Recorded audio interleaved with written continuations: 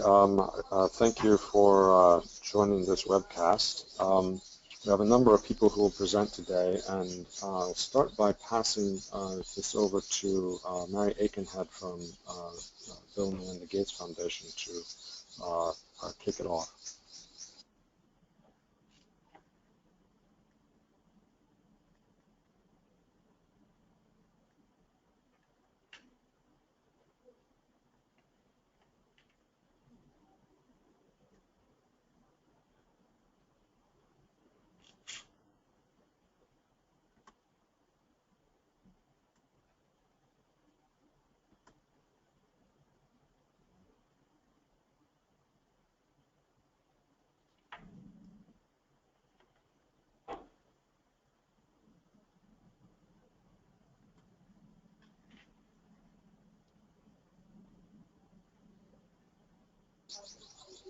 Just bear with us as we're working through some technical things, getting everything set.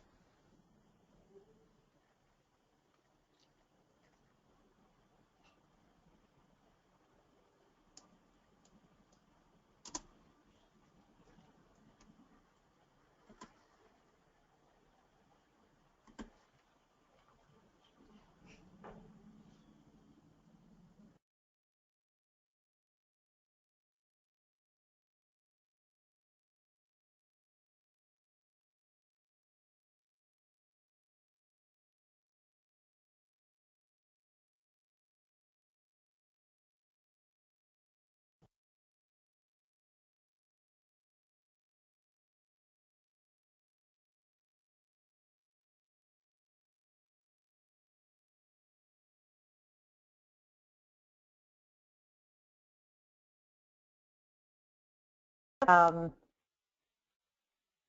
there, this is Mary again. Can anybody hear me?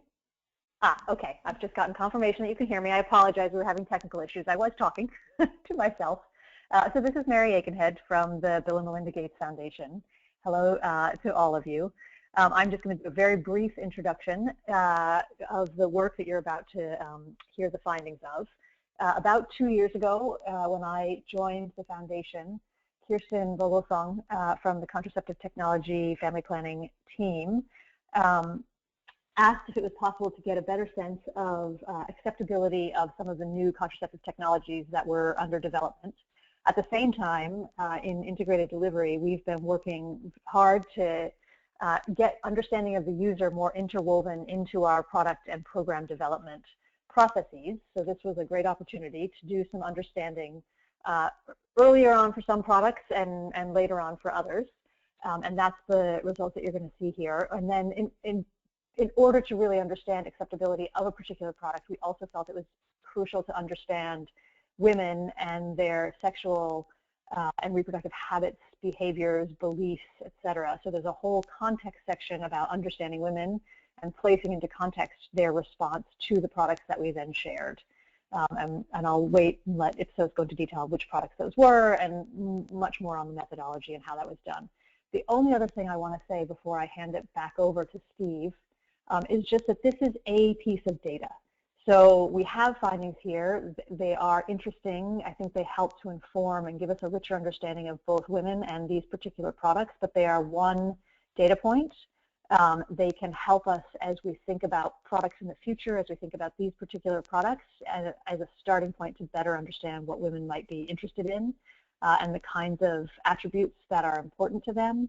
And they can help us as we make decisions in a total portfolio, but it's not the sole decision making data. There's clearly many other pieces of data that come into play as we look to use this information. So I just wanted to provide that context as well. And I will pass it back over to Steve to actually take you to the meat of the information. Thank you very much, Mary. So again, welcome everybody. And what we'll do now is go through the results, assessing the potential for novel contraceptive products. This is a cross-country presentation across 3 markets in Africa and 2 in Asia. So Kenya, Nigeria, Senegal, Bangladesh, and the state of Uttar Pradesh in India.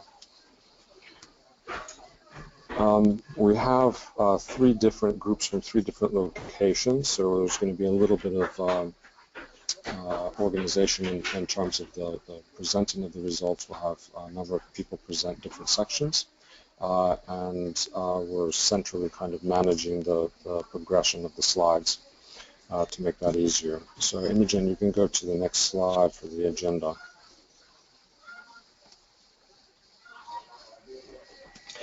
So, yep. So what we'll do is we'll start. I'll start with an introduction of everybody on the project team, the overarching objectives and the methodology, and then we'll have somebody speak to how women in need of contraception approach it in these markets. So Imogen will present that.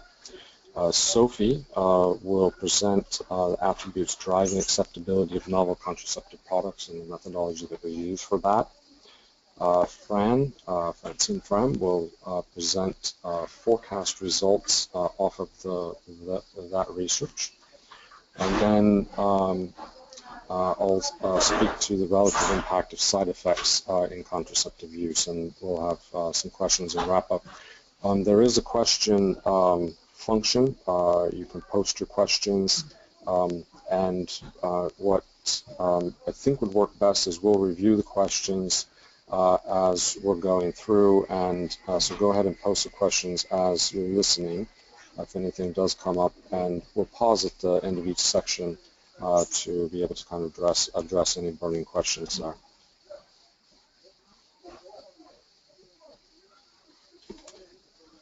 We'll start with a quick introduction of the team. So I'm Steve Kretschmer. I oversee what we call our Healthcare Development Organizations Group. Melinda Lardy is also a part of the team that's in London. Imogen Corbett is also in London. Karen Kong is joining us. She participated in a significant amount of the research and a lot of the visualization of the results that you see in the deck here. Sophie is also in London, and Francine Fram is in New Jersey.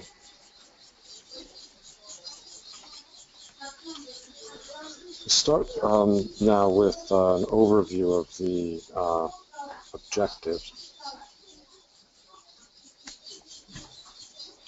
And we'll go into the specifics of the methodology that was taken as an overview of the sample.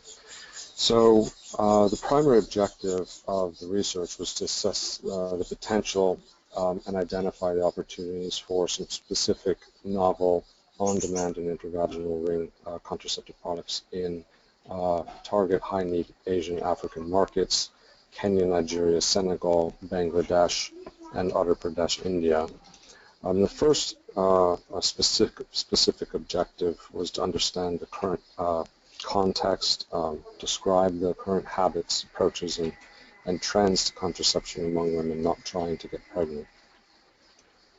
The second objective was to assess the factors that drive acceptability for novel contraceptive products, so understanding which particular product attributes specifically drive and to what levels acceptability of potential new contraceptive products.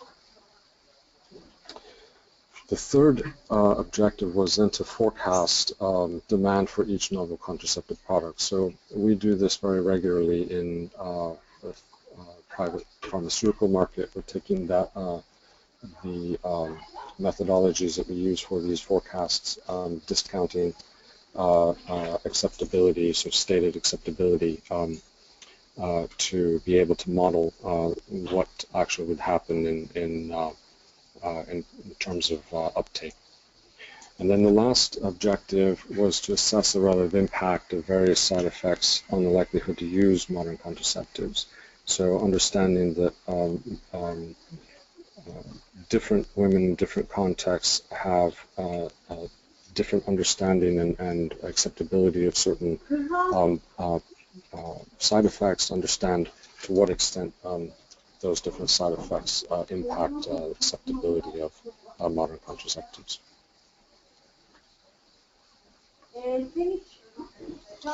So to achieve these study objectives, the research was implemented in two main phases. The first phase was a qualitative approach, essentially extended pilot interviews.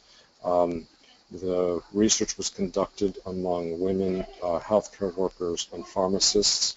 This is particularly for the forecast approach, understanding that potentially healthcare workers and pharmacists have a role to play both in access to contraceptives as well as potential influence in the decision-making in which contraceptives are used.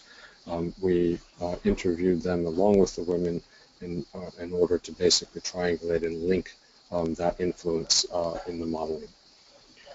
So we started with extended pilot interviews with 8 women, 4 healthcare workers, and 4 pharmacists or drug shop owners in each of the 5 countries. And the aim was really to specifically focus on the development of the quantitative materials for each specific market.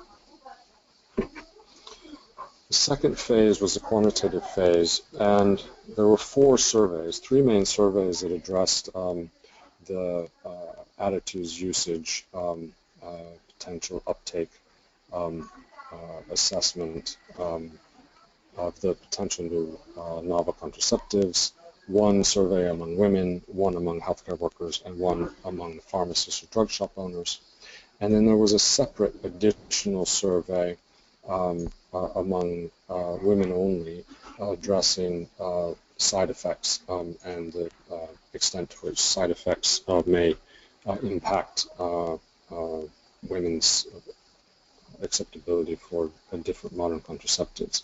What we did to link these 2 surveys between the main survey with the women and the additional side effects survey is we had common questions in terms of attitudes and usage, and we linked those. So the sample was 400 women in each country for the main survey, 150 healthcare workers, 150 pharmacists and drug shop owners in each country for the main survey, and then 1,000 women for each country in the side effects survey.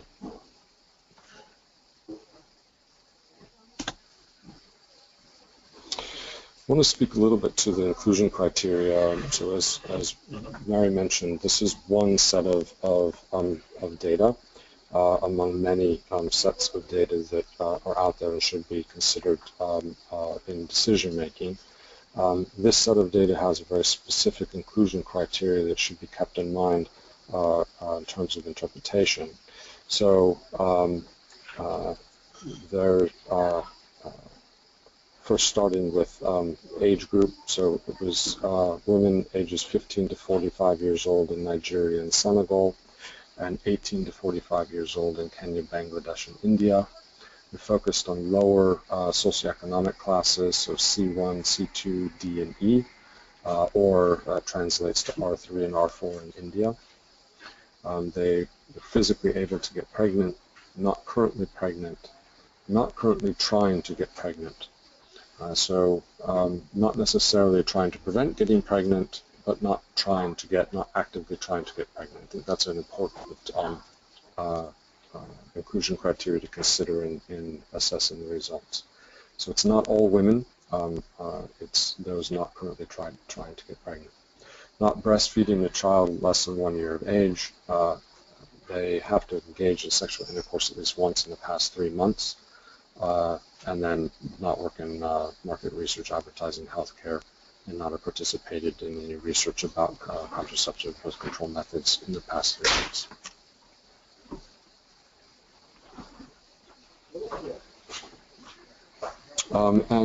For sampling, we took a nationally representative sample using quotas on age, socioeconomic class, and urban and rural settings.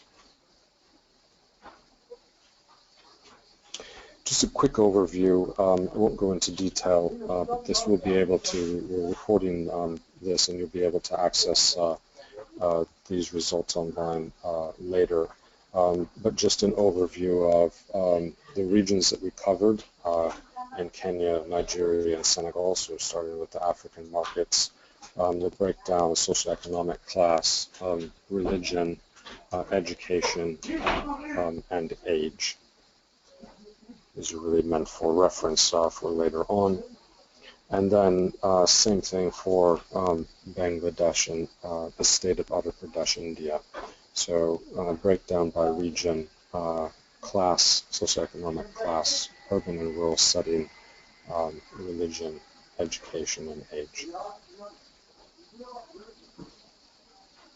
I want to cover quickly the overall main findings. So these, you can kind of reference these as we go through the remainder of the detail of the results. So the first is awareness and use of modern contraceptives is high in all of the markets surveyed. There's noticeable differences in preferred options. Unmet need for contraceptives, as defined as women not trying to get pregnant and not currently using a modern method of contraceptive, varies by market. So in Nigeria, you have an unmet need of 25% not using modern contraceptives. In Senegal, 18%.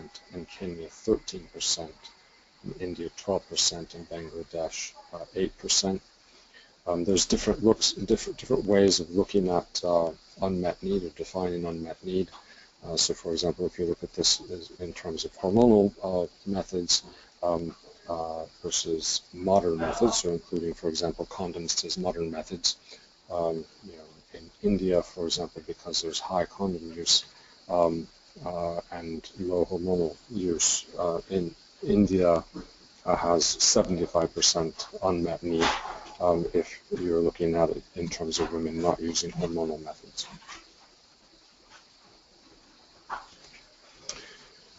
Quick overview of the usage.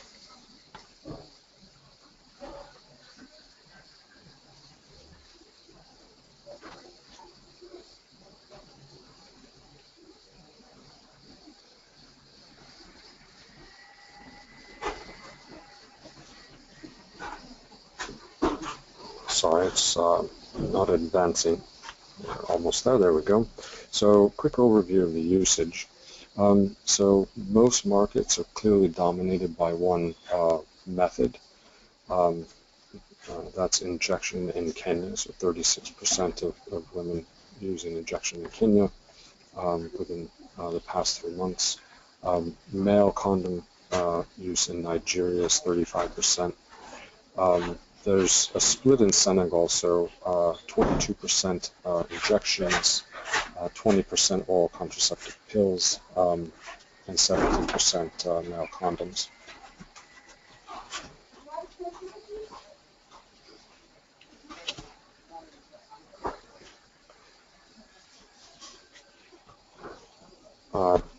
Just to mention then, in Bangladesh, it's primarily oral contraceptive pills, so 49%. And then, as I mentioned, there's very high male condom use in UP, India, so 71% using condoms.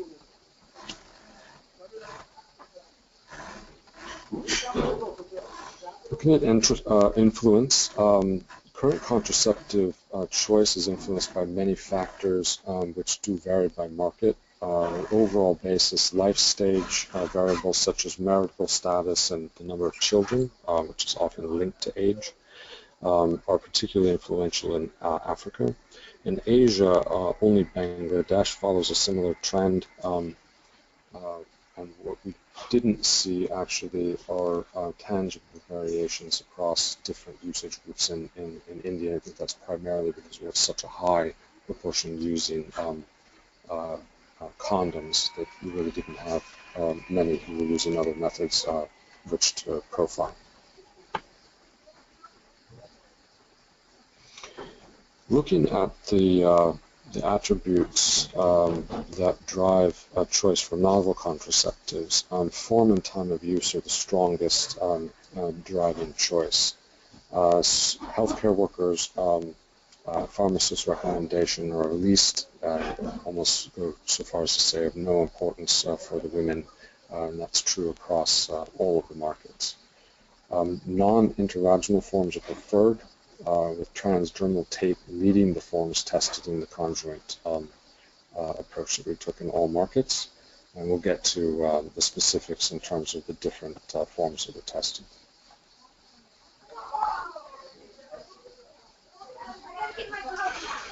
Looking then at the forecast, the long-acting injection is projected to gain the most share in Kenya and Senegal.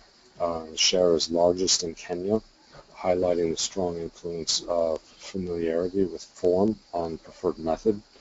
We saw this across the country. You see this in the results that where there are preferred forms already, there is an influence in the overall preference of form in those markets.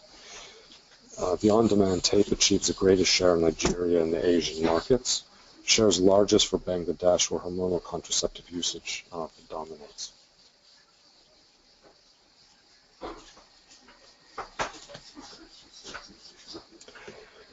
Looking then at the side effects, so this is the results specifically from the side effects study. Although they, on an overall basis as a driver, as an attribute, are generally not a key driver for women in decision for novel contraceptives, risk of DVT is more likely to be, contraceptives with risk of DVT are more likely to be rejected, especially in Kenya, Senegal, and Bangladesh. And that really seems to have to do with the inability to assess relative risk. So when they see even just risk of death, but even if it's very, very low risk, their reaction is to that minimal but high impact risk. Women in India and Nigeria are less deterred by side effects, and they don't differentiate as much among them. And what we could determine from this is it seems as though it really has to do with a lack of experience in modern methods that generate these different side effects. So women in the community and women themselves have not experienced many of the different side effects and don't know how to react or understand which ones they would influence their decision, not having had any experience or anybody to speak with who has experience about them.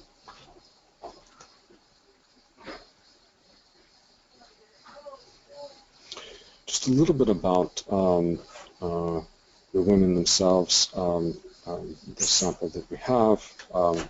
So marital status across the African countries, 75% in Kenya, 60% in Nigeria, and 71% in Senegal. 88% of the women in Kenya are mothers, 60% in Nigeria, and 78% in Senegal. Looking at the number of children, you have the highest average in Nigeria of 3.1 children. And that's in comparison to a total fertility rate of 4.5. 2.6 in Kenya and 2.7 in Senegal. The frequency of having sex per month, 6 times in Kenya, 4 times in Nigeria, and 5 times in Senegal. And then the number of partners, on average, it's one partner. It's a bit different in Asia, and the sample that we had were 100% married in both countries, and this is really a cultural issue in terms of self-selection. So it's not to say that women who are unmarried are not having sex, but to be interviewed and to admit so is really a major cultural bias, and so they, any woman who would agree to participate in the interview, well, we were screening for women who had sexual relations within the past 3 months. To admit that, they basically had to be married. No pressure in the line. Motherhood, 97% and 99% respectively, and again that's linked to the 100% marital status really.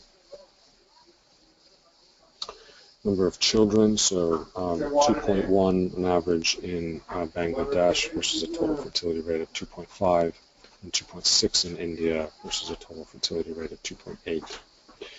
And the average number of times having sex much higher in Bangladesh, 9 times per month on average, and that's actually removing some significant outliers on the high side.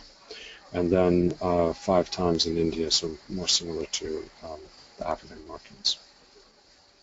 And then again, on average, one partner in the past 3 months.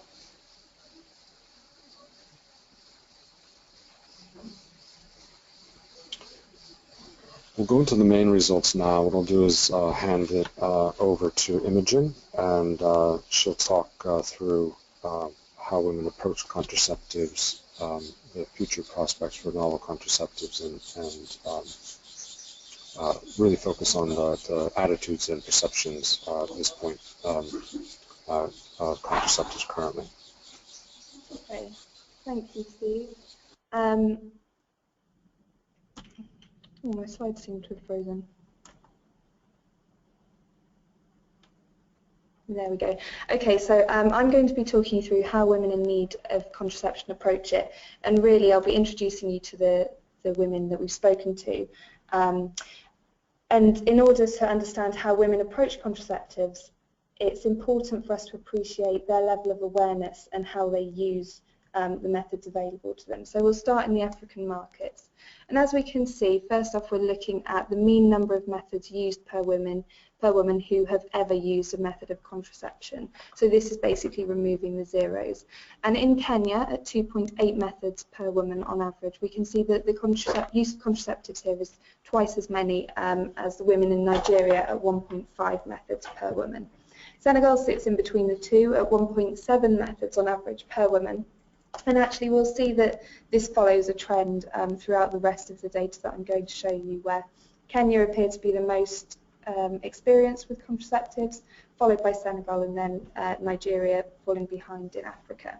So first of all, focusing on any method of contraception, and this includes modern methods and traditional methods of contraception. We can see that 100% of the women that we spoke to in Kenya could name at least one method of contraception. Again, awareness remained high in Senegal at 97% and then slightly lower in Nigeria at 2%. We're then looking at the green bar, and this is ever used. So this is the percentage of women who have ever used any method of contraception. And again, it's high in Kenya at 98%, dropping off slightly in Senegal at 90%, and lowest in Nigeria at 75%.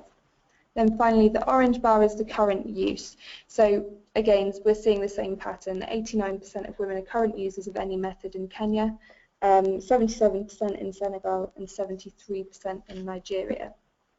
If we look at this data slightly differently and focus only on modern methods, we can see that awareness is still high, particularly in Kenya at 99%, then dropping off slightly in Senegal at 95% and Nigeria at 90%.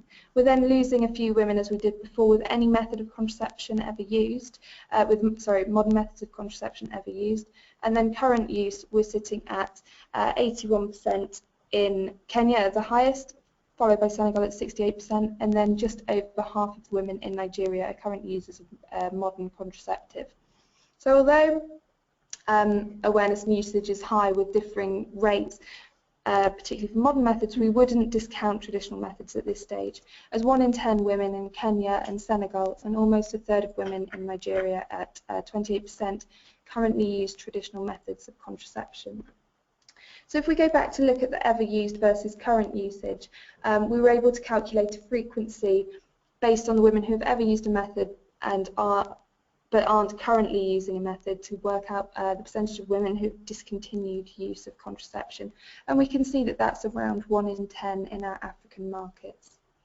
If we move on to take a look at Asia, we'll see a slightly different picture. So on average, women in Bangladesh have used 2.5 methods per woman, which is 1 method more than women in India at 1.5 methods per woman ever used.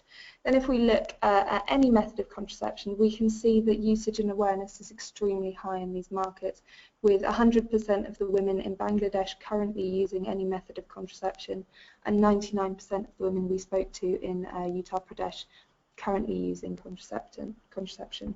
Now if we focus again on the modern methods, we can see that awareness and usage is still high, with most of the women that we spoke to having ever used a method at 98% in Bangladesh and 92% in India, and currently 91% of women using a modern method in Bangladesh and 87% in India. Again, we wouldn't discount traditional methods of contraception in these markets, as 14% of women in both markets are current users of a traditional method of contraception. Again, we can calculate the discontinuation rate, but as you can see, the difference between ever used and current use is negligible. So we found that the discontinuation rate in Bangladesh is 0.4%, and in India 1% of the women that we spoke to. So that's kind of given us a general overview of the awareness and the way that contraception is currently used on the whole in the markets that we looked at. But now we're going to move on to look more specifically at the most popular methods. And the most popular methods that we identified in this study were the injection, male condom, the oral contraceptive pill, implants, and the emergency contraceptive pill. So on the screen now, this is the data for Kenya, but I'll just explain what we're looking at. So the circles at the top represent the percentage of women aware of the method. The square in the middle is the percentage of women who've ever used that method, and the triangle at the bottom is the percentage of women who are currently using that method. So as we might expect from the previous slide, awareness in Kenya is particularly high, especially amongst the 4 most popular methods. However, I'd like to draw your attention to the triangle on the injections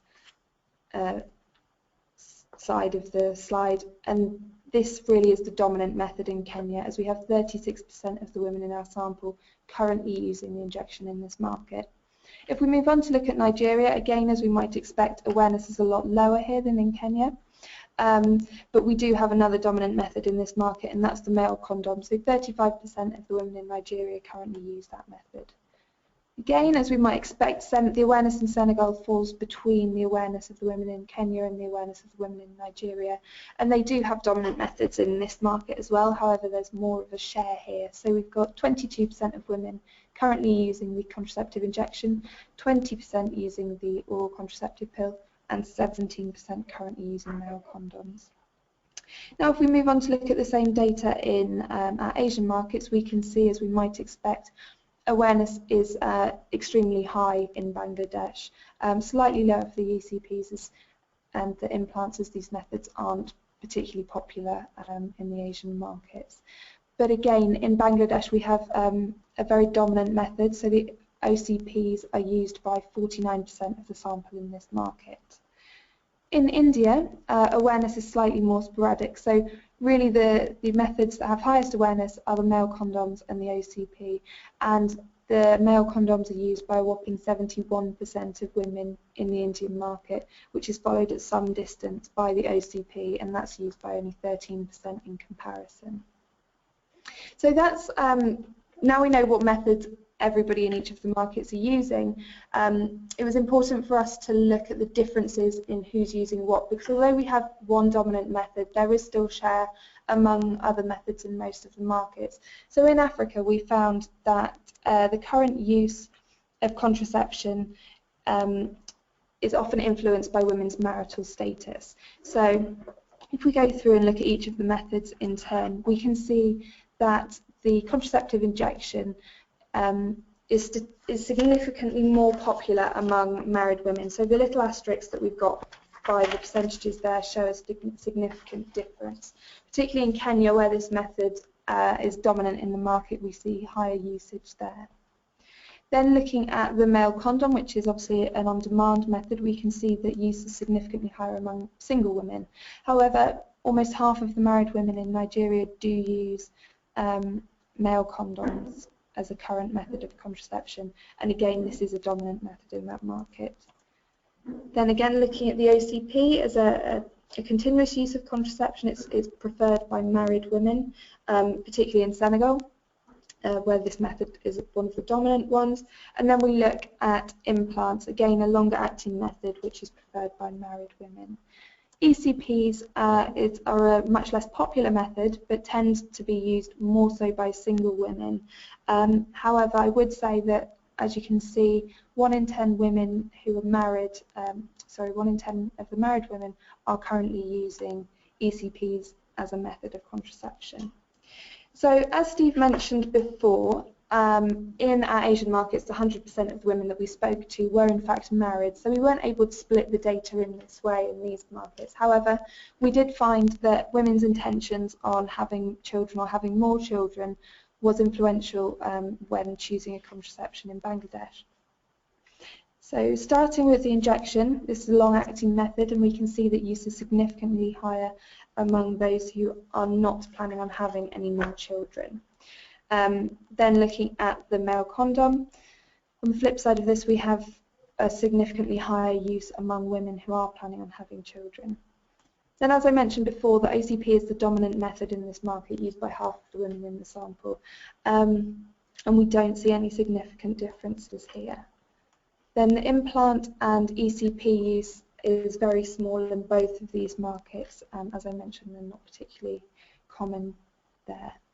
In India, as we saw, the vast majority of women were using the male condoms, so 71% of women used male condoms, and there were no significant differences in this market, suggesting that there was a limited influence of life stage or demographic influence on this.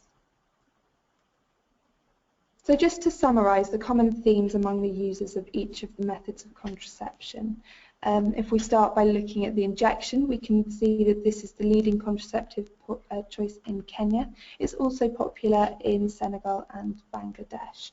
This tends to be preferred by married women who are closer to achieving their country's total fertility rate, and it's more prevalent in lower socioeconomic classes. Then the male condom.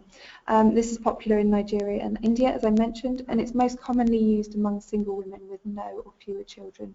However, there is a place for this method in all of the markets we went to. The OCP is the most popular method in Bangladesh. It's often used by married women and women with children, and we did find that there were some issues with the side effects of the OCPs for some women. Then looking at the implant, this wasn't a popular method, but it was more likely to be used in Kenya, and these users often have higher numbers of children, and the reason that they're using the implant is often for child limiting purposes, so these are women who have tend to have completed their families. Then the ECP, again it's not a popular method, but use is mainly seen in Nigeria, and users are commonly single and childless, although as I did mention, 1 in 10 married women in Nigeria do use this method of contraception. So now we know who's using the methods, we thought it would be important to share with you the level of satisfaction that women feel with their most often used contraceptive. So we're looking at the data slightly differently here. Up until now we've been looking particularly at current users, never users, and now we're looking at women who use each of the methods most often. We asked women to rate their satisfaction with their most often used method on a scale of 1 to 7, and I'm showing here the percentage of women who rated their satisfaction as 6 or 7 out of 7. So if we focus particularly on the most often used methods, we can see that in Kenya 35% of women used the injection most often, and 66% gave it high levels of satisfaction. In Nigeria, 29% used the male condoms most often, and again we're seeing high levels of high satisfaction here. In Senegal, 21% use the injection most often, and 18% use the OCP most often, and the level of satisfaction here is even higher. So really what we're seeing is that in our African markets, satisfaction tends to be high with the most often used methods. However, women in Nigeria and Senegal report higher levels of satisfaction than Kenya, and as we touched upon earlier, this could be due to the level of experience that women in these markets have with different methods of contraception. So moving on to look at levels of satisfaction in our Asian markets, we see a slightly different picture here.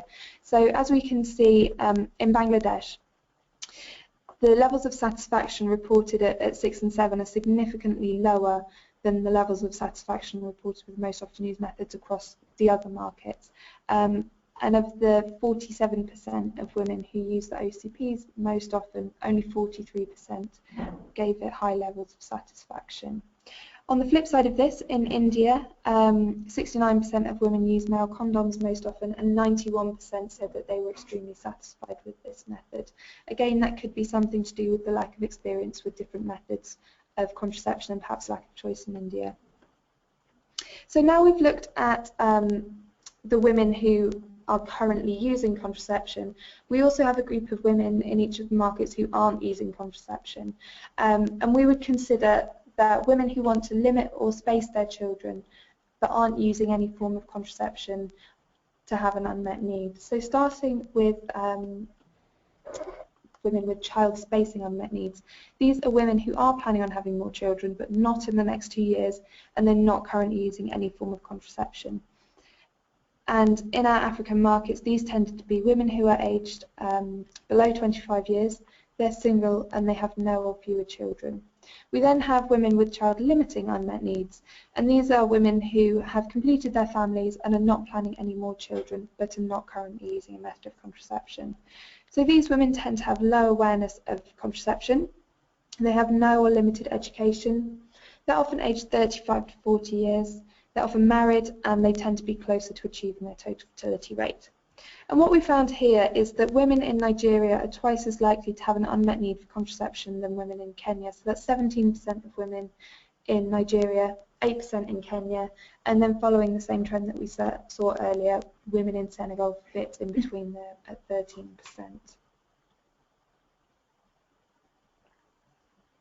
So looking now at unmet needs in a slightly different way. So we've changed the parameters here, and we're now considering non-users of modern methods to have an unmet need.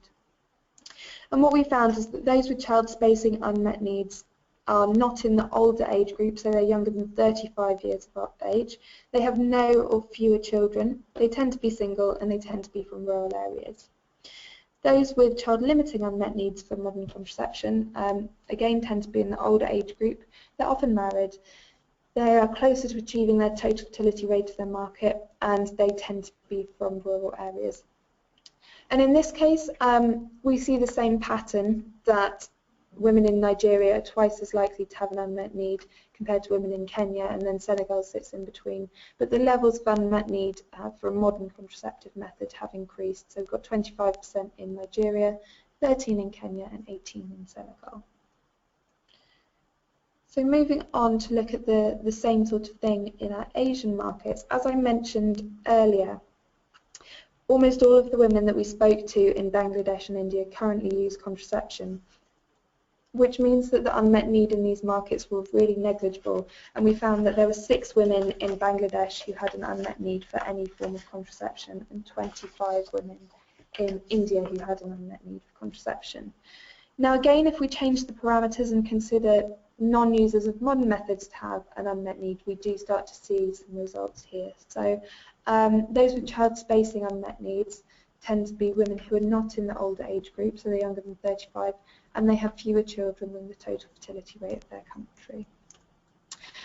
And then those with child-limiting unmet needs are women who are not in the youngest age group, so they're older than 25 years, and they tend to be closer to achieving their total fertility rate. And we found that 8% of women in Bangladesh and 12% of women in India have an unmet need here. Okay, so that comes to the end of my section. Are there any questions at this point in the presentation?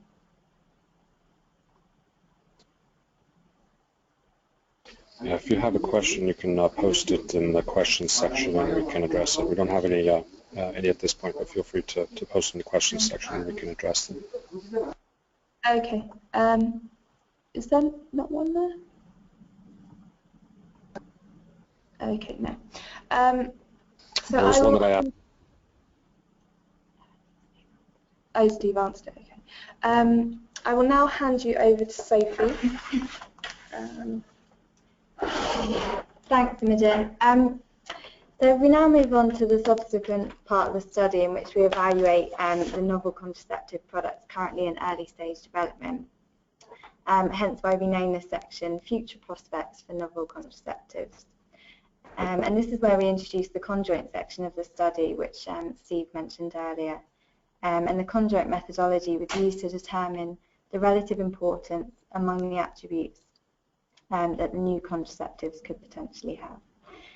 For those of you not so familiar with conjoint techniques, we'll first run through the key features of conjoint methodology and how this was used to determine which product attributes are most important in the decision making when choosing to use a new contraceptive. But essentially the conjoint methodology presents a set of potential product profiles to respondents based on which they then indicate their likelihood to use. And a specific design is used for the profiles shown, allowing us to then model the relative importance of the product attributes.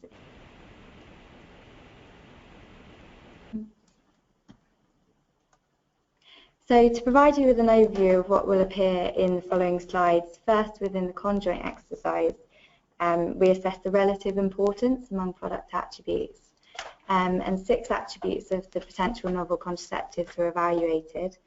Firstly, as you can see listed, we have form, and then time of use, efficacy, side effects, recommendation by a healthcare worker, and recommendation by a pharmacist or drug shop owner.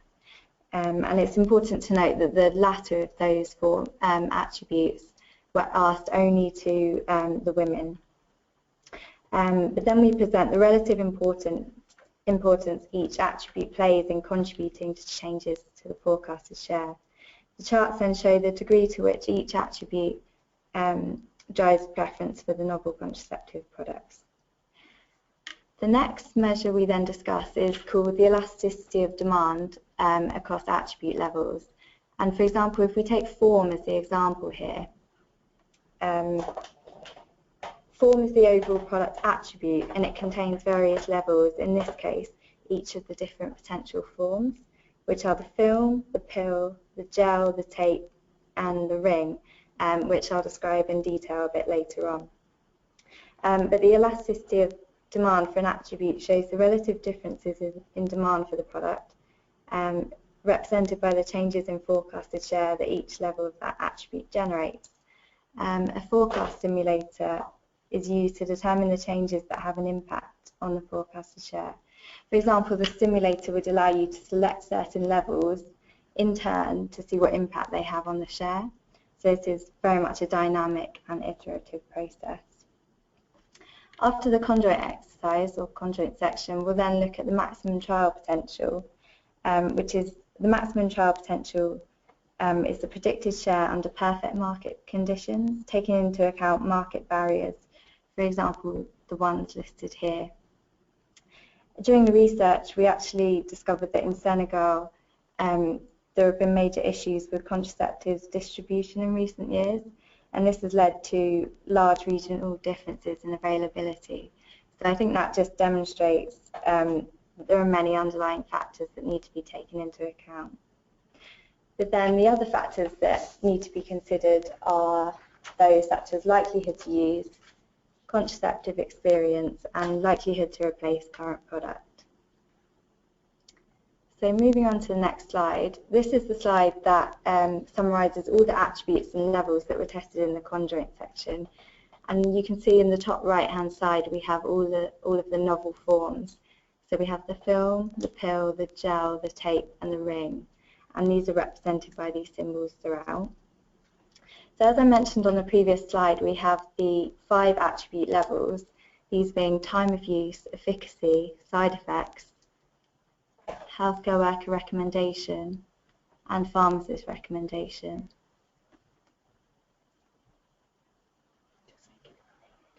Can everyone hear me okay still? Yeah, okay, thank you. And under each one of these attributes, we have the different levels listed out. So I'm just showing these to you now. For example, if you take efficacy, this attribute has 3 levels, The first being a 75% efficacy, and then 85% product efficacy, followed by 95% product efficacy. And then the women were offered a relative degree of context here, so you can see the comparison to contraceptive products currently in the market. For example, the second level is 85% efficacy, typical to that of condoms. Time of use and side effects have 4 levels each, and then the recommendation ones on the right-hand side are either a yes or no answer, so recommended or not recommended. So that's somewhat binary in that respect. Again, these last 2 attributes, the recommendation, were only shown to women.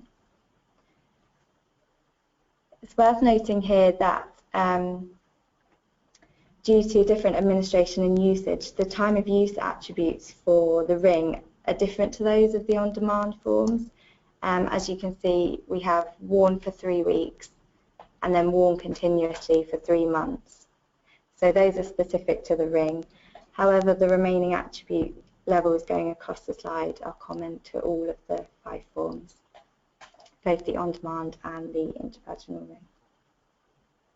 So these different attribute levels were then used to build a series of product profiles, each profile containing every attribute but at varying levels. For example, if we take the 4th level for time of use, the 2nd for efficacy, the 1st for side effects, and then recommended by a healthcare worker but not recommended by a pharmacist, we can then create an example product profile for the pill format, which is shown in this next slide. Here you can see each of the selected attribute levels from the previous slide listed going downwards here.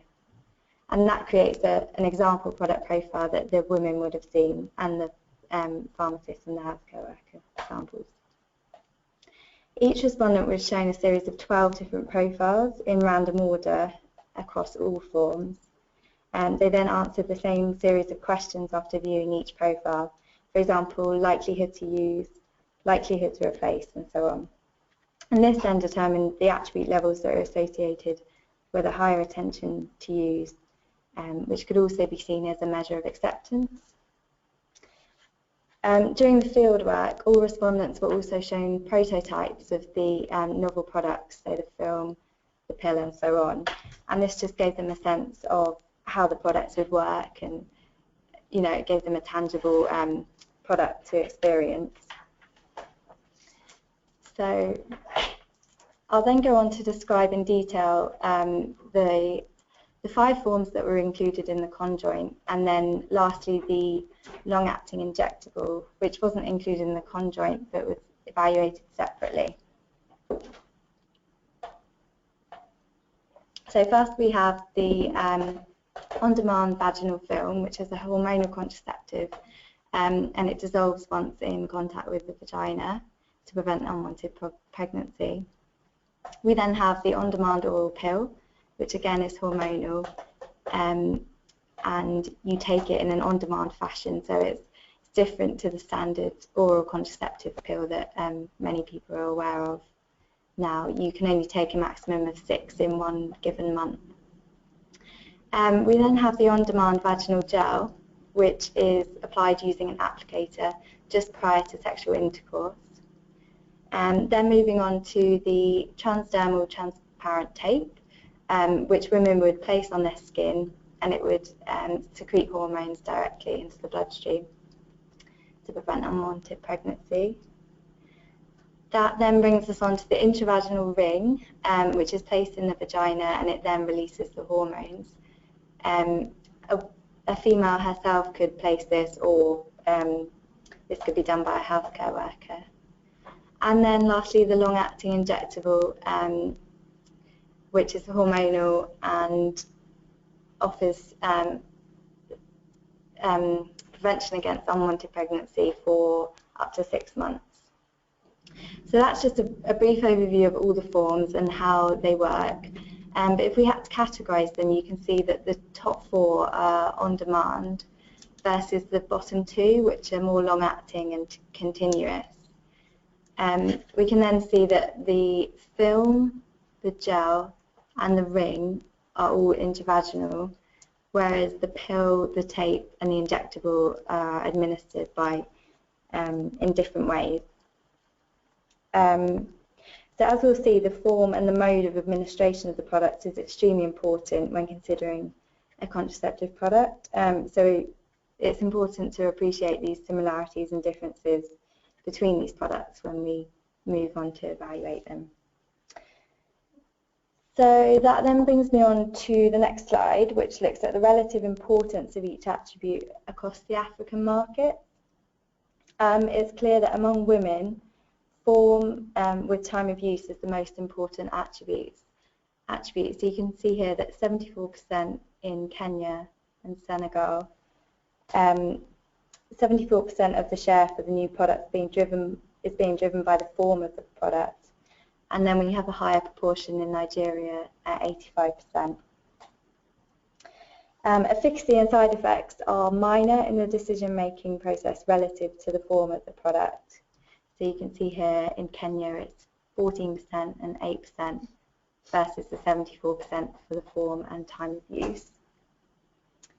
Side effects are slightly more important relatively in Senegal, demonstrated by the 17% here versus the 74% for form and time of use.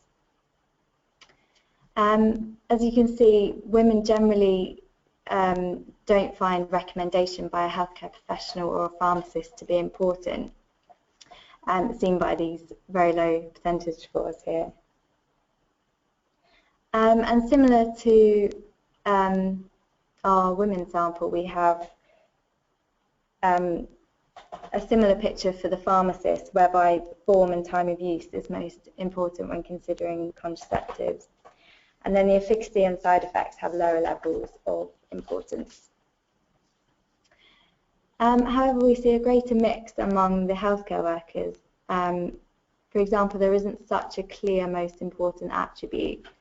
If you look at that for Senegal, for example, you can see that although form and time of use comes up at 41%, it's not steaming ahead of efficacy and side effects. And this is somewhat typical for healthcare workers in that generally they're more focused on clinical trade-offs among products. They're more likely to consider the side effects and efficacy when recommending to women. So that then brings me on to the right-hand side of the slide, which is the elasticity of demand based on form. So within the form attribute, we can focus on the relative preference for each form. I'm just showing you now for each market. It can be seen that the tape is clearly the most preferred form amongst the African markets in terms of percentage. So you can see 8% for Kenya, 8.8% for Nigeria, and 7.7% for Senegal. And this is relative to the other forms tested. The pill, as you can see, also incurs considerable preference in all markets, coming in at slightly behind the tape. The intravaginal forms, as I discussed earlier, the film, the gel, and the ring, receive very low elasticity of demand across all markets.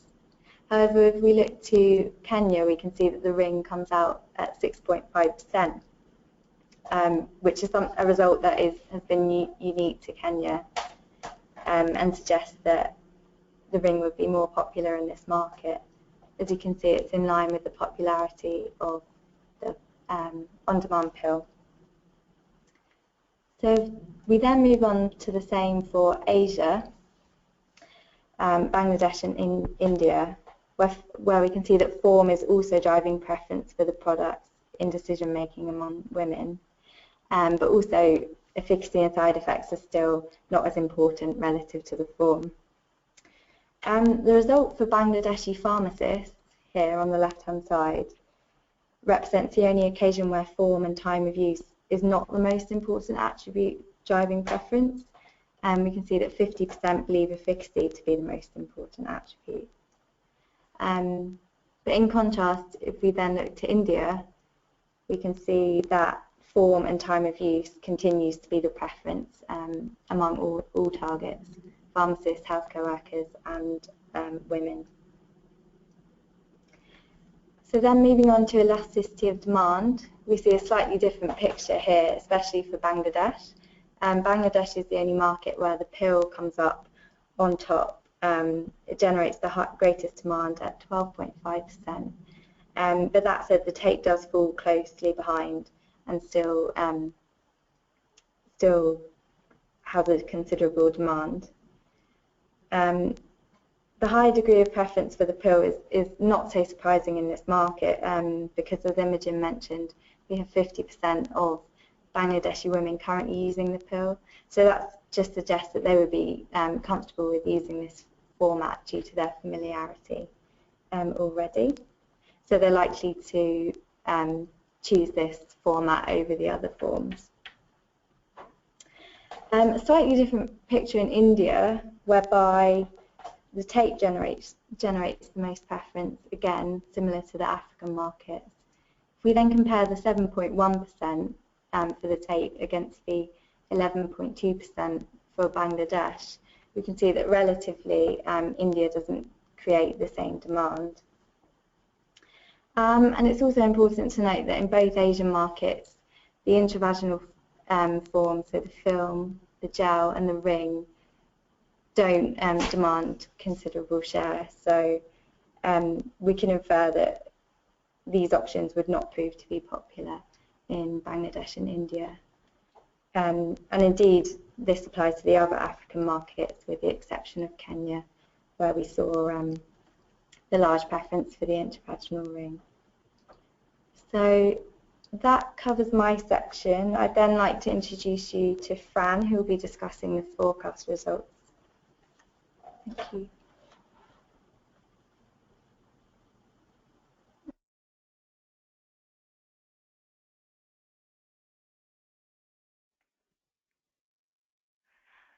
Thank you, Sophie. Can everyone hear me?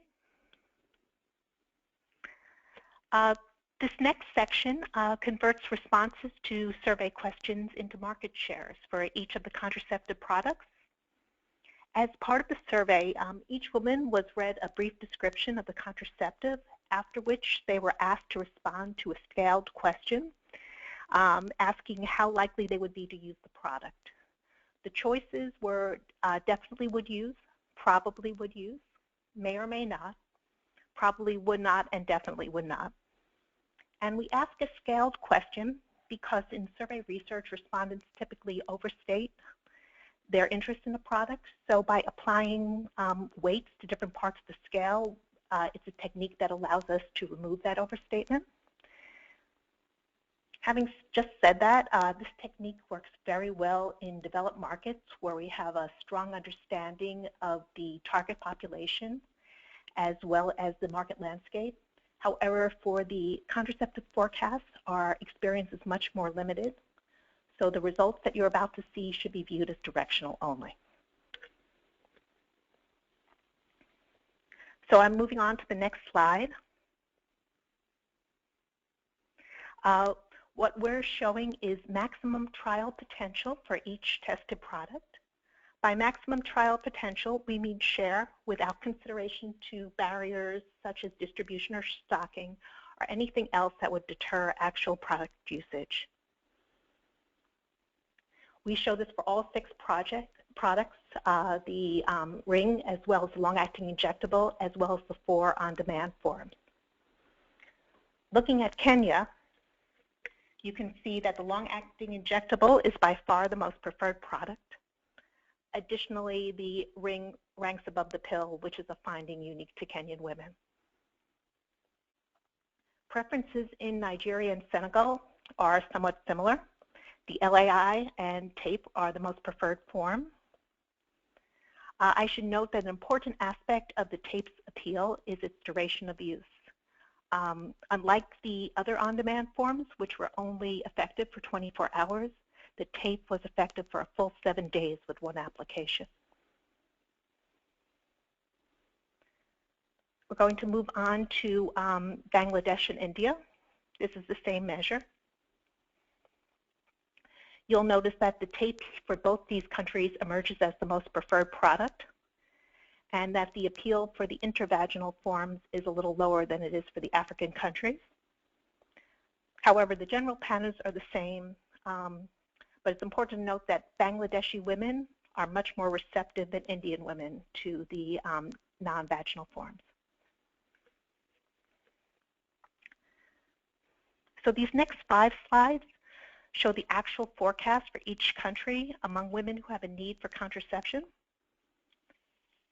It's important to note that the forecast for each product offered alone, so in other words, we don't account for a competition should all 6 products be available at the same time.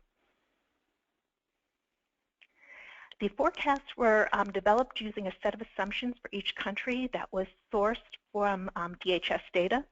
The assumptions included awareness, distribution, and stocking. For the most part, they're conservative assumptions. The one exception is our stocking assumption. We found when we were researching this that there was plenty of anecdotal evidence that stockouts were a significant issue in all of these countries. However, when developing these assumptions, we limited ourselves to published reports that covered larger geographic areas, and for some reason these reports tended to be much more optimistic about stocking. Continuing with the forecast for Kenya, you can see that uptake for each form follows the same pattern that you saw with maximum trial potential. The long-acting injectable is the most preferred form, and the gel is the least preferred.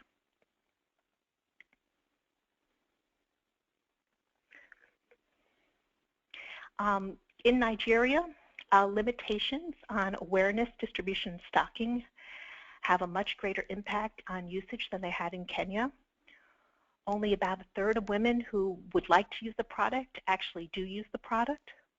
As a result, the peak share for the top performing products is limited to about 3% by year 10.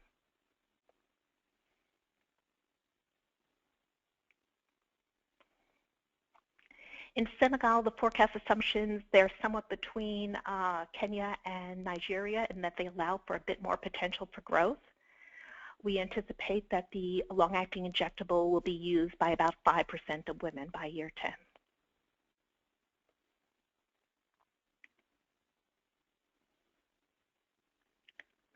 In Bangladesh, we see that the tape, the most preferred form, achieves a share of 8%, followed by the LAI with a 5% share. And as mentioned earlier, there's almost no receptivity to the intravaginal forms.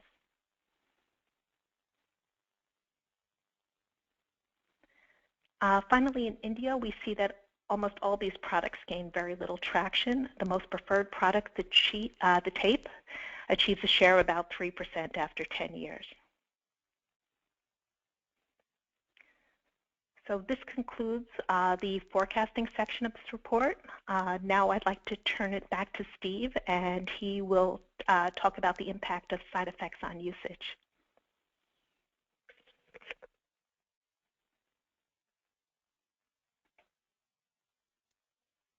Thank you so much, Fran.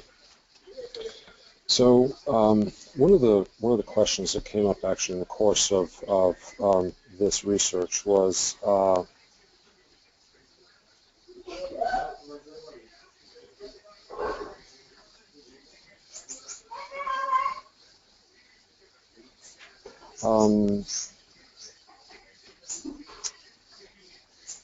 sorry, Imogen, I'm just going to make sure that you have the control here.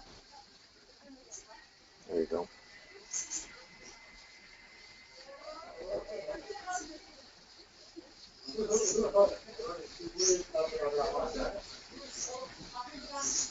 Okay, great.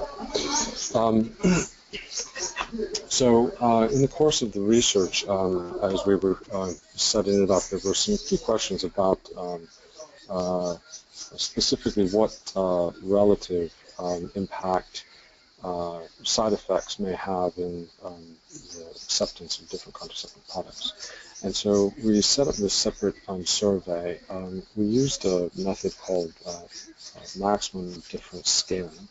And it's basically an approach that allows us to be able to provide a set of potential attributes. In this case, it's specific side effects of contraceptives, and have the women react to those and indicate essentially which of those would be most likely to impact. We show them 5 side effects. Which of those 5 side effects would be most likely to impact their acceptance to use a contraceptive, and which of those would least likely impact their acceptance to use a contraceptive. And there's used then to assess the relative impact of the different side effects, and then be able to show them on a scaled index.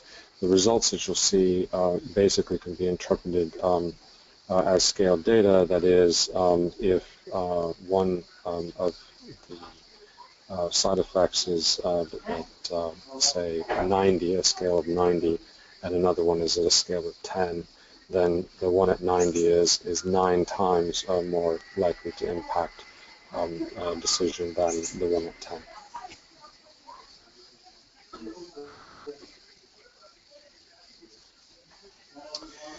I won't go through these in detail, but basically this is a list of the side effects, 31 different side effects that we tested. There were, and we categorize these into DVT, vaginitis, bleeding-related side effects, wetness-related side effects, quality of life, things like abdominal cramping, irritation or rash, headaches, feeling being tired, weight gain, and cycle-related side effects, or experiencing irregular cycles, a stopping of bleeding during the cycle, etc.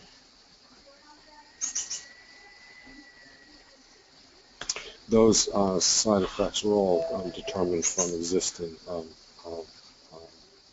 hormonal products. The maximum, as I mentioned, the maximum difference scaling approach basically sets up, we were showing 4 side effects at a time, asking the women to indicate which side effect would most likely prevent you from using a contraceptive product, and which would least likely prevent you from using a contraceptive product. So this is how the side effects were shown to the women, and they assessed 18 versions of this, and the side effects were shown in a random order and based on a particular design to model the impact.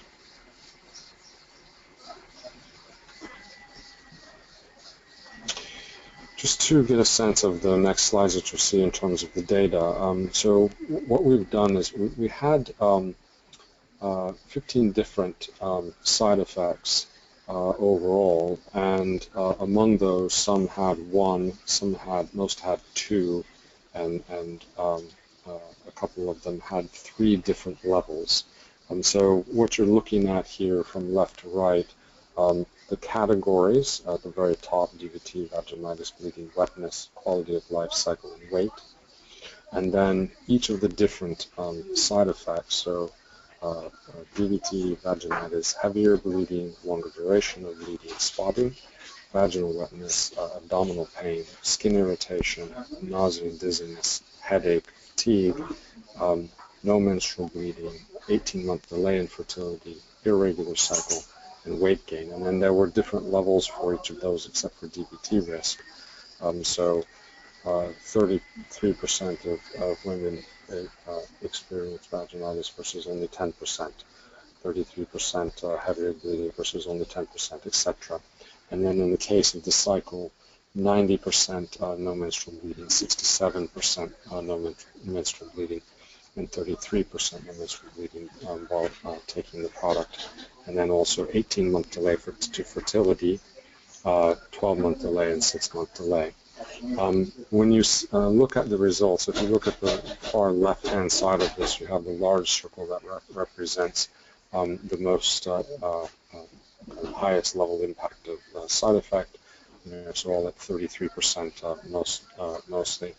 Then the second level is the lower level is the middle size circle, and for those who have the third level, the lowest level is the small circle. So you'll see these results in the following data.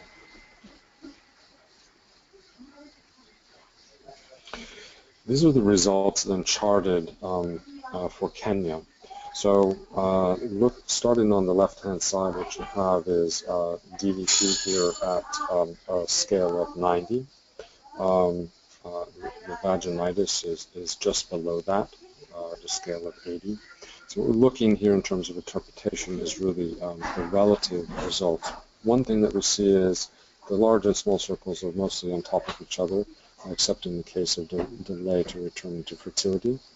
The fact that they're on top of each other indicates that there is not really a differentiation among the different levels in the case of Kenya, except for in the case of delay to return to fertility, and you can see the relative impact from kind of almost a 10 to about 25 in terms of the relative result.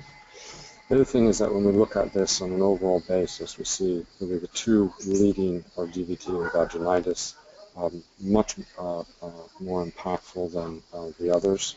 And then we get down into some of the bleeding, wetness, the lower abdominal pain, skin irritation, and then it really drops down from there.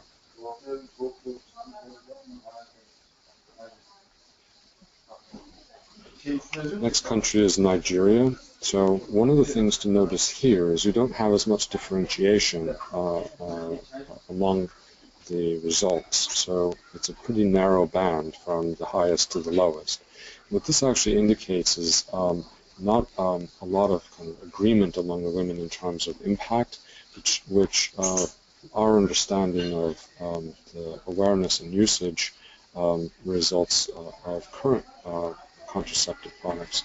The issue here is really that women individually as well as in the community in which they live don't have a broad experience with these side effects, not having access or not using products that would produce them, such that they can't really differentiate as well in comparison, for example, to Kenya, where they're using these hormonal products and they're experiencing side effects. They have an understanding of the side effects, and they can react to and assess more accurately what they think. What you do see is the no menstrual bleeding, delay in return to fertility are relatively higher, up close to the DVT. This also fits culturally with what we know about Nigeria in terms of fertility being a major driver of how a woman is seen as a potential mother, as a potential partner, and as a woman, as part of womanhood in Nigeria.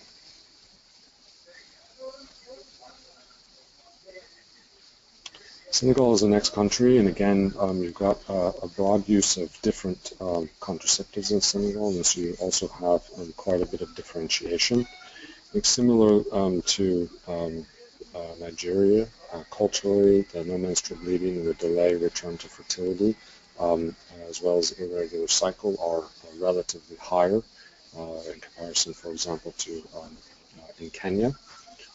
Again, DVT and vaginitis are at the top, and the bleeding, wetness, and cycle side effects are relatively more important than the other quality of life and the weight gain side effects.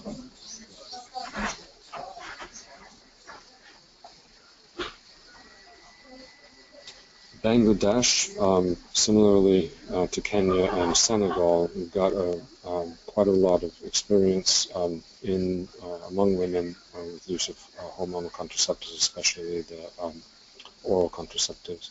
And so you do have quite a distinction in assessment.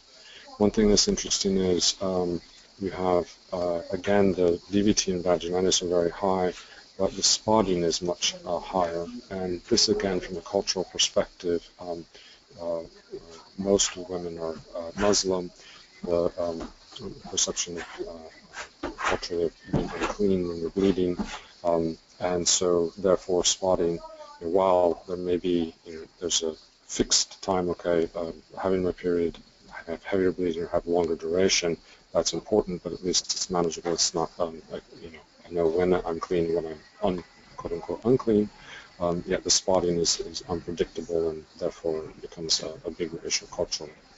You also have irregular cycle, which again I think comes probably back to that unpredictability.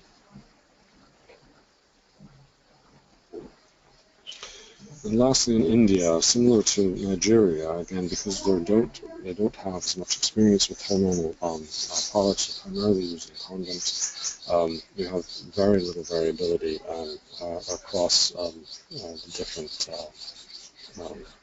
side effects.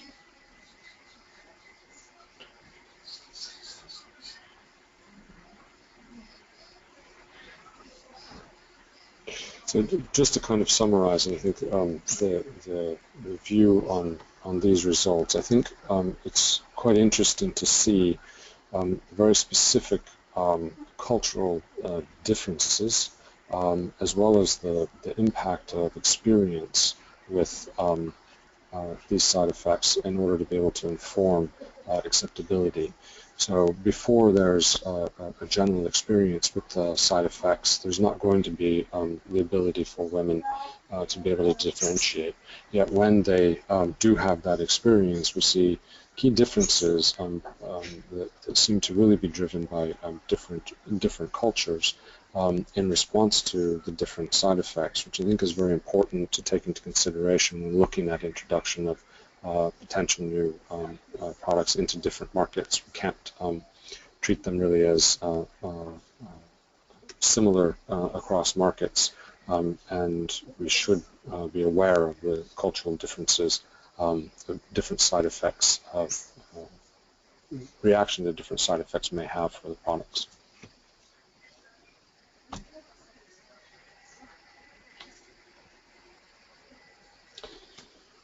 That concludes the review of the results. We have some time for questions. So if anybody has any questions, we don't have any pending in the questions section, but if anybody has questions and would like to post them, we can answer them.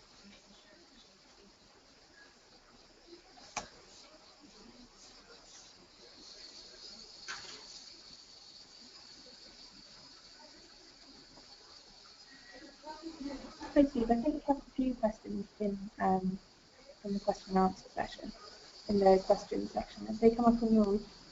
They've not come up on mine. Maybe go ahead and read them out and we can address them. Okay, so the first one is, why were the majority of women sampled in rural areas? And do jump in, Steve, if I'm missing anything. But the women were sampled based on quotas, so we were looking at targets from different areas based on a nationally representative target. So that's how women have fallen into the urban and rural sample there. Yeah, right. So it was defined by proportion of population, by age group, and by rural versus urban and socioeconomic class were the three areas by which the stratified sample was identified. Yeah.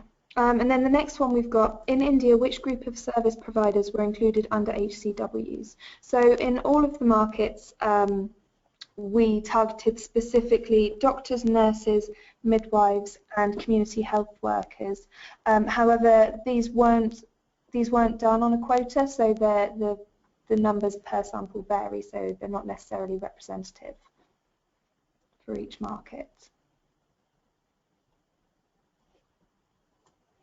Then the next question we've got is, please define what you mean by traditional methods. So we would consider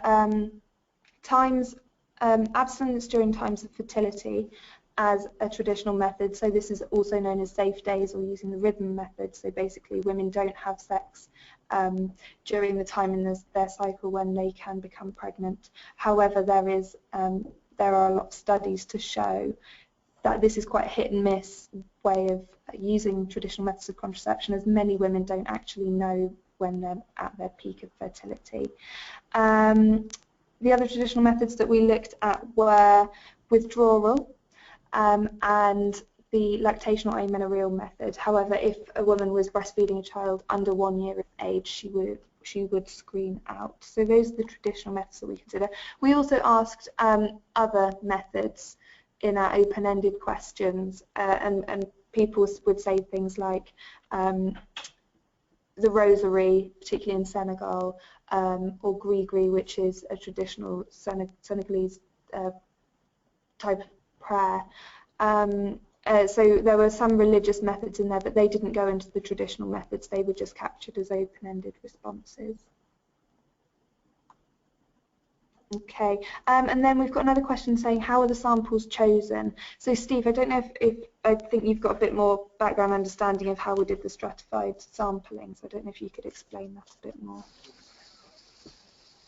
Yeah, essentially, so what we did is we worked with each of our teams in each of the countries. We do regular consumer research in all of these countries, and essentially looking at the populations, again, by age, populations of women by age, by socioeconomic class. We were focused on the lower socioeconomic classes, and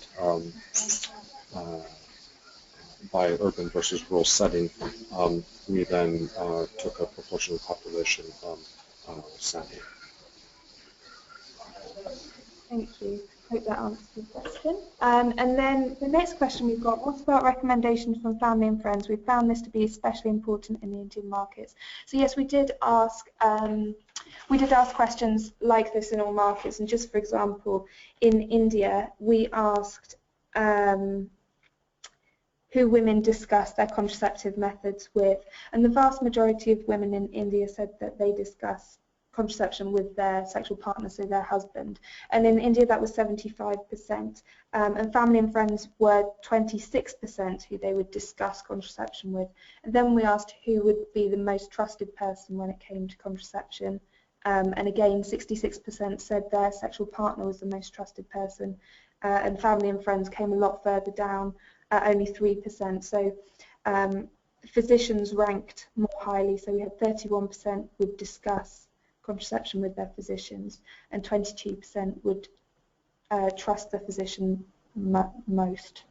But it tends to be, and it tended to be in all of the markets actually, that the partner was the person that would be more involved in those contraceptive discussions. The next question I think is one for Fran. It's, can you explain how the elasticity of demand percentage is calculated? Sure. So we calculated the elasticity of demand by literally looking at every possible combination of attributes for each particular contraceptive product, and then among that attribute level, we looked at how much the change varied for that particular level. So it's basically the average change associated with that level of the attribute. Okay, thanks, Fran. I think there's another one here for you as well. So it's, did you look at potential switching rates, e.g. switching from a 3-month injectable to a 6-month injectable? The answer to that is yes and no. What we did with the forecast was we treated every product the same. So what we did was we used exactly the same assumptions. So the extent that somebody that's already on the 3-month injectable, to the extent that they would become aware of the 6-month injectable and it was distributed in their area and in stock, yes, they were allowed to switch to it for the forecast. But what we didn't do is layer on the next level of real-world assumptions where women who were already using the 3-month injectable would naturally be told about the 6-month injectable and be offered and be more likely to be available to them. Thank you.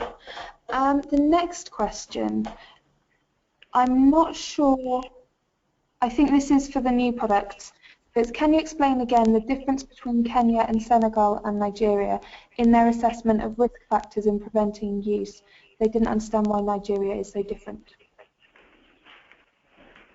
That's on the side effects, right? So the very big differences that we see in the relative assessment of the side effects. And what it comes down to is women can, they've got experience themselves or within the context of the community, so they have friends who have used certain hormonal products, have experienced certain side effects, have discontinued use, for example, because of those side effects, or complained about those side effects. So you have a word-of-mouth effect then, whether the women themselves have actually experienced a side effect or used a product that would produce such a side effect or not.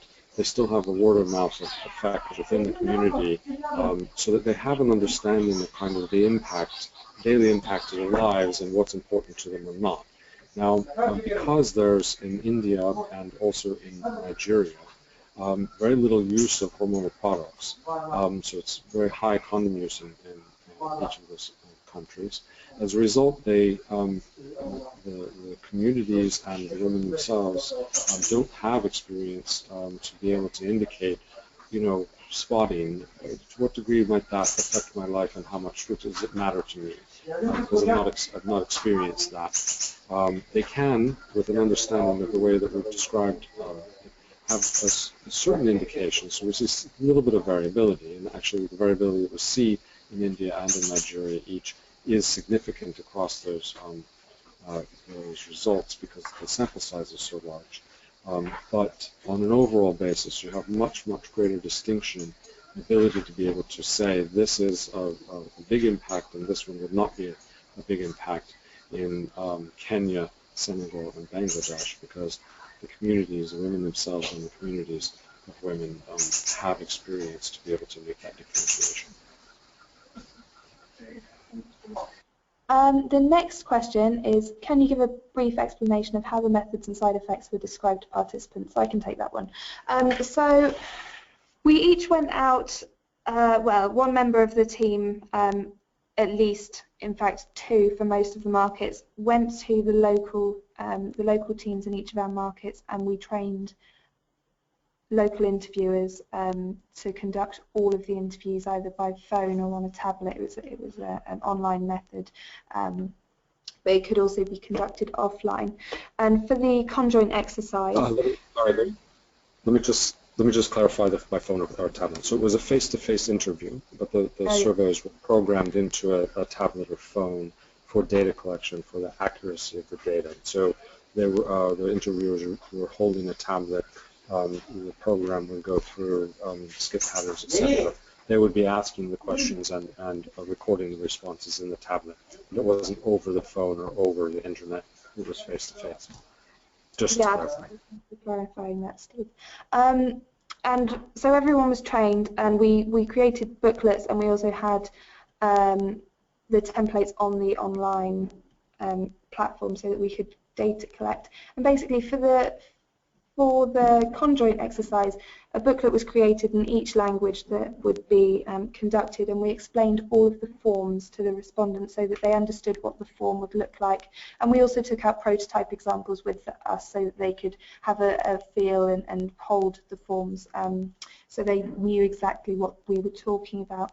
And then each profile was created on paper so the respondent could read through it in their own time and ask the interviewer face-to-face if they had any questions, anything that needed clarifying. And we then inputted the results of that into the survey.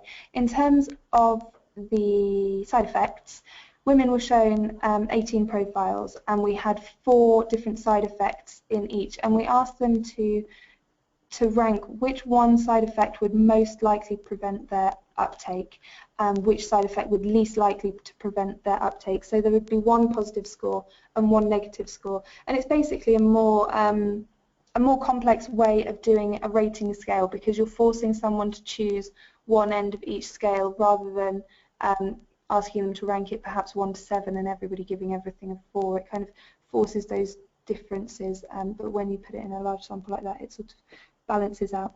Does that make sense to you if I explained that well enough? Yep. The only other thing I would clarify is just for literacy reasons, each of the profiles was also read out actually by the interviewers during the process of sharing the profile, so they were able to look at it as well as it was read out for consistency. And also, I'd add to that as well that the way that the side effects were described to patients is, and in the same way that the profiles were for the methods as well, is that they were kind of put into context. So, for example, the vaginitis, where it's a 33% experienced vaginitis, we would also explain that as 1 in 3 women who would use this form of contraception would experience vaginitis, to put it in context. In the same way that we would explain the efficacy, for example, if it was 85% efficacy, we would say that this is similar to the efficacy of a male condom.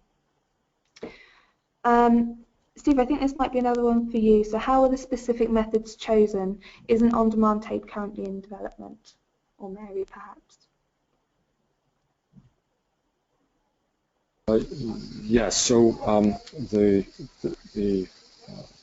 forms that were tested, basically we went through kind of a combination of an assessment of how much we could fit into the research in terms of the numbers of different products that we could test, as well as discussion about what was in development, what was being funded, and where there was an interest in understanding specifics. So there, of course, are a number of different potential products that were not included in this research, and tried to, kind of working with the foundation and others, balance kind of a range of different potential on-demand and continuous products, as well as different forms, and then also the other characteristics in terms of time of use, efficacy, side effects, etc. Now we have another Max Diff question here. So at the beginning you indicated that side effects were not a driver of choice, even though there is some difference in side effects. I find that finding surprising. How might you respond, considering that contradicts much of what we know about side effects and contraceptive choice? Yeah, so I think it's the answer to that is it's a matter of relative. So relative to form, side effects are not as important. Form really trumps side effects. It trumps levels of efficacy, at least once you get up into reasonable levels of efficacy. In terms of willingness to use. So, I think part of the results that we also see in terms of profiles is really a portfolio approach to introducing products in the countries is going to make the most sense, because different women, based on their different needs in motherhood and etc., are going to prefer either, say, on-demand or continuous or particular forms, and the relative impact of the form in that decision-making has a huge impact in the demand relative to side effects and efficacy. Now, when we get into the side effects specifically in the Max Diff results, really there's where it's within the context of, to the extent that side effects do impact, then here's how the various side effects impact within that level. But it's relative to form as opposed to completely. I think the other thing to assess here, so we're looking at novel forms, we're looking at initial uptake.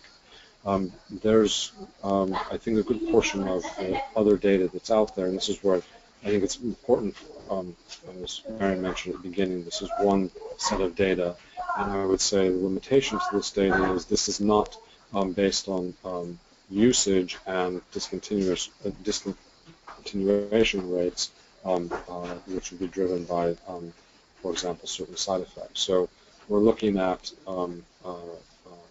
initial trial and uptake reactions in the acceptance and demand. That's important because products, when they're introduced, people are going to approach them, and a certain proportion of people will approach them or not, based on their assessment and understanding of what they view as important to them, particularly in this case, based on the form. Steve, you've got something that you'd like to add Can you unmute her? Is my responsibility? I can do that. Okay. Muted. Hi, this is Kirsten Vogelsong at the Gates Foundation. I just wanted to go back and respond to the question about the methods that were, or the concepts that were identified and tested in the research. There was a specific question around the on-demand tape as to whether that's something that's in development. It is not in development now. What we wanted to do with this piece of work primarily was to look again, primarily at on-demand types of products, and so we looked at some types that were already in development, such as gels or vaginal films, on-demand oral, and we did a bit of brainstorming about what other kinds of forms might potentially be developed in the future. So that's kind of the driver around the work was to look at on-demand, to try to identify if there is a use case for on-demand methods, and to identify what kind of form might resonate most strongly with women in these geographies. We did also include the vaginal ring as a kind of a point of comparison, not as an on-demand method, but to compare with the vaginal on-demand methods. So that's a little bit more background about how the concepts were chosen.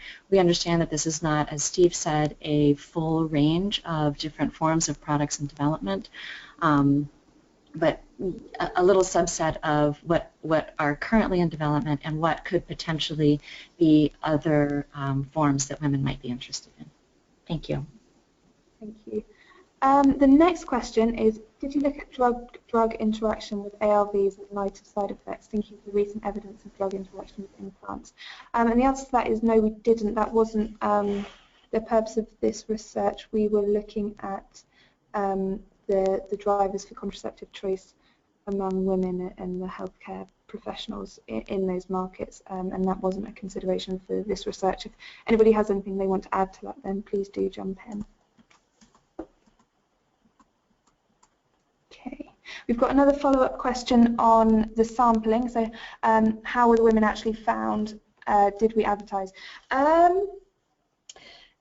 Oh, yeah, we didn't advertise, so it was essentially a random walk approach for sampling.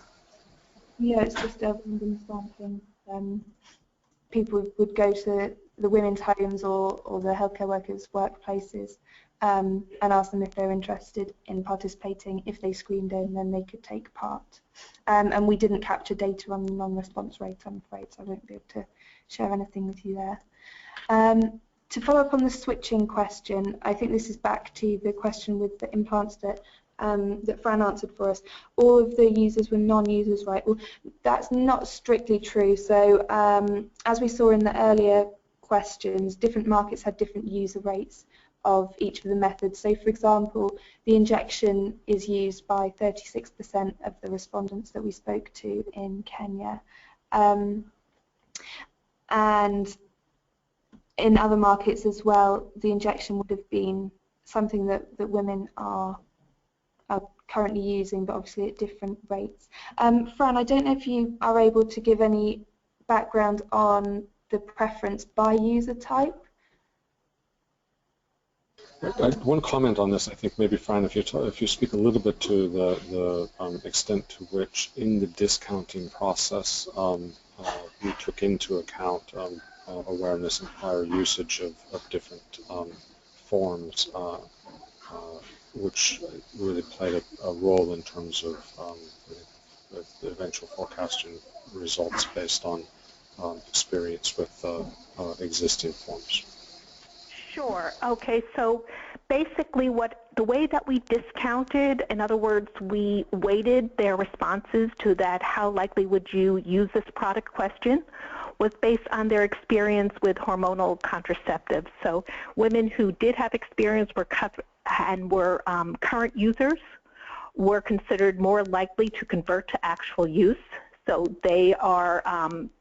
So we believed much more of their responses compared to women who had very little or no experience with hormonal contraceptives.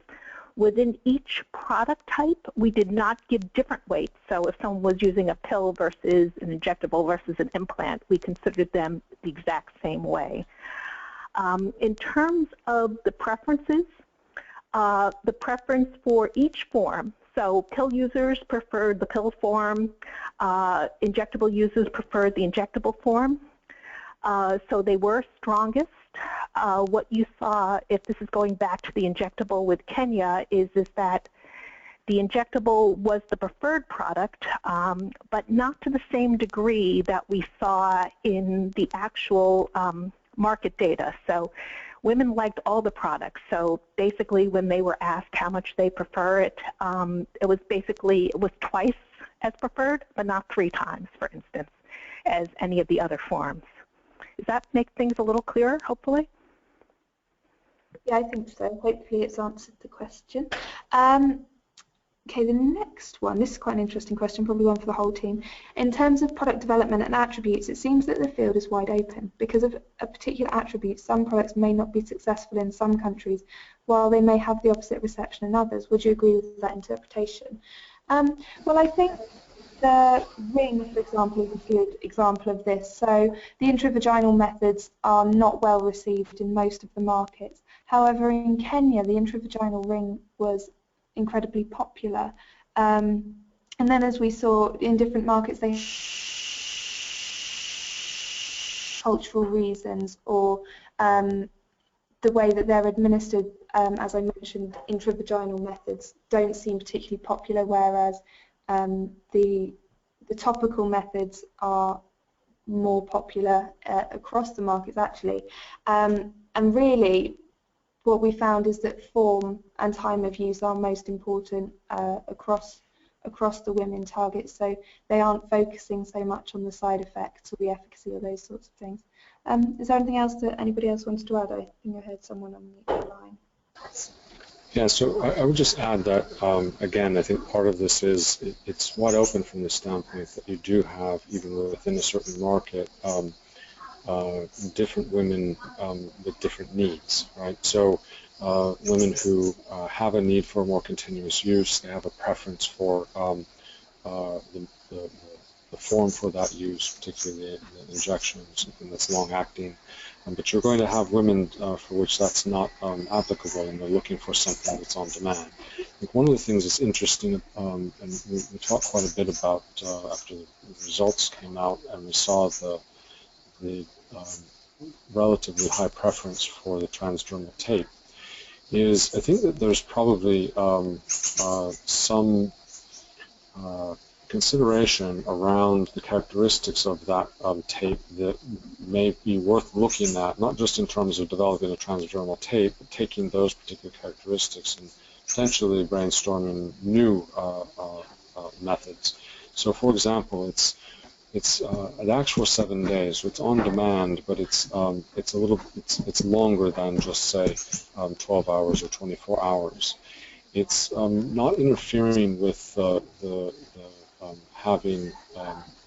actually having sex. So it's not intravaginal.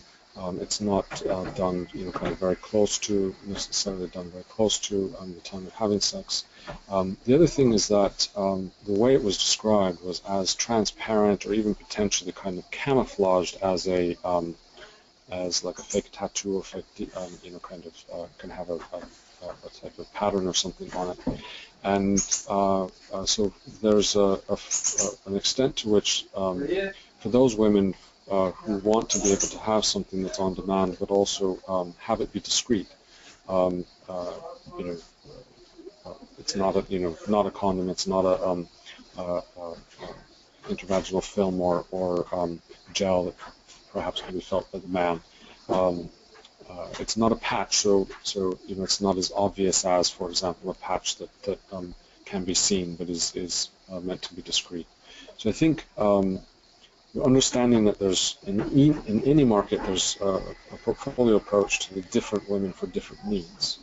I think what we learned from the tape, there's potentially some key areas of exploration around some of those characteristics that I just described.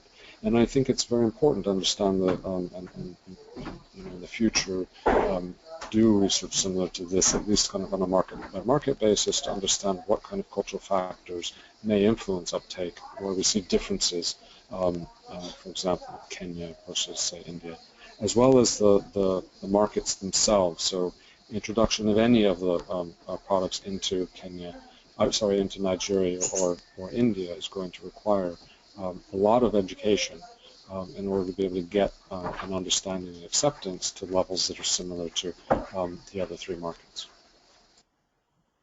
Okay, we've got two more questions left. So the next one is, how long did each interview take? Now that's quite an interesting question. So in the women's and the pharmacists' interviews, they were supposed to be 90 minutes long, and the healthcare worker interview was supposed to be 75 minutes long. Now this varied massively dependent on the respondent and the interviewer and how long it took to actually complete the interview, but those were the times that we actually factored in. And the reason that it was a longer interview than we normally would is because we had a number of the profiles to go through for the conjoint exercise, and we also were capturing all of the background information to provide context to that. We also did the max diff interview, which was 30 minutes long, and that did tend to stick to about 30 minutes, where we just captured a little bit of the background information, not everything that we captured in the longer survey, and we had fewer faster profiles to show.